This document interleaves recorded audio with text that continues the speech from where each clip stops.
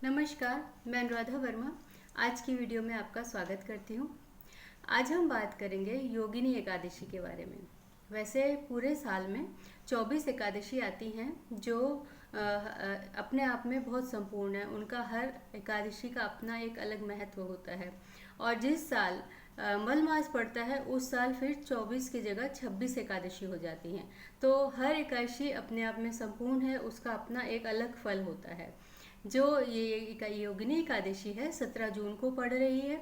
इस दिन आप अगर व्रत रख सकते हैं तो बहुत अच्छा है। अगर आप व्रत नहीं रख सकते तो आपको कम से कम उस दिन चावल नहीं खाने चाहिए। विष्णु जी की लक्ष्मी नारायण रूप में पूजा करनी चाहिए, क्योंकि विष्णु जी की पूजा एकादशी वाले दिन बहुत शुभ फलदायी होती है। उस दिन विष्णु जी की पूजा जरूर करनी चाहिए।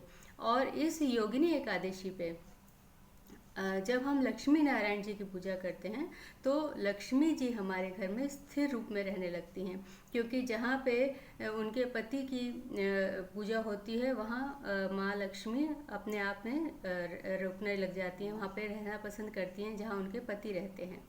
और दूसरी चीज़ ये है कि अगर आपका एकादशी का व्रत आप नहीं कर पा रहे और आप पूजा करना चाहते हैं, उसके साथ पूजा कीजिए, साथ में एकादशी महत्म सुनिए। हर एकादशी का अपना एक महत्व होता है। तो एकादशी महत्म की कथा की किताब मार्केट में भी मिल जाती है और आप उसको यूट्यूब पे भी ढूंढ सकते हैं। तो उस महत्व को सुनना चाहिए, महत्म को सुनिए और पूजा कीजिए। अगर व्रत कर सकते हैं तो बहुत ही अच्छा है, व्रत नहीं कर सकते तो कम से कम उस दिन चावल नहीं खाएं। आप ना खुद खाएं ना परिवार के सब लोग को खिलाएं कि उस दिन घर में चावल बनाए ही नहीं। और एकादशी के अगले दिन जब द्वादशी होती है उस दिन जरूर चावल बनाएं, भगवान को भी चावल का भोग लगाएं और हो सके तो चावल का दान भी करें।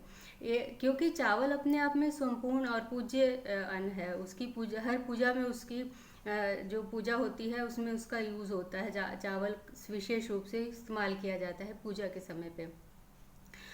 चावल को सिर्फ एक दिन के लिए, दशमी और एकादशी 2 दिन के लिए छोड़ा जाता है, उस दिन नहीं खाया जाता।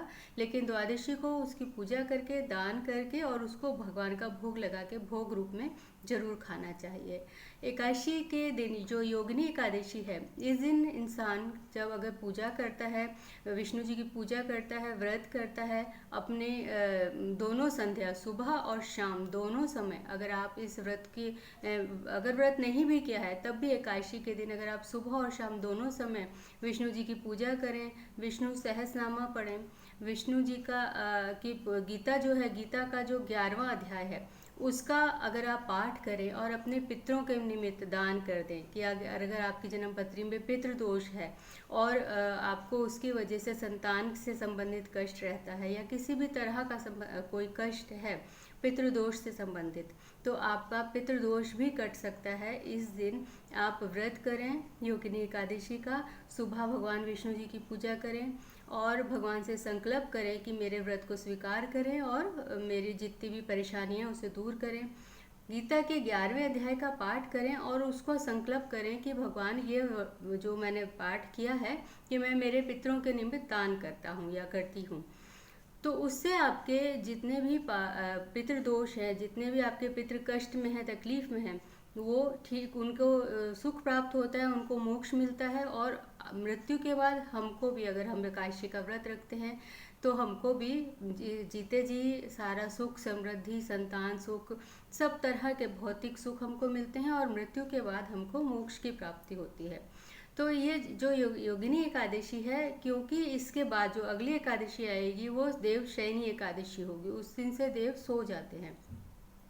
और इससे पहले जो एकादशी गई है वो थी निर्जला एकादशी। तो इन दोनों के बीच में होने के कारण इसका महत्व और भी ज़्यादा बढ़ जाता है, क्योंकि ये दो बड़ी एकादशी के बीच में एकादशी है, इसलिए इसका महत्व और भी ज़्यादा बढ़ जाता है। तो आप अगर योगिनी एकादशी के दिन व्रत नहीं रख सकते तो कम से कम विष्णु जी की पूजा जरूर करें। इसका पूजा करने का जो सिस्टम है कोई खास अलग नहीं है। जैसे हमें हर एकादशी में करते हैं, भगवान का संकल्प करें, भगवान के भजन करें, उनको फूल फल और भोग लगाएं। आज के दिन भगवान को अनाज का भोग नहीं लगाते हैं, आप फलहार भोग लगाइए, दूध, मक्खन, इन सब चीज़ों का भोग लगा सकते हैं, दही का भोग लगा सकते हैं, लेकिन आपको आज के दिन भगवान को अनाज का भोग नहीं लगाना चाहिए।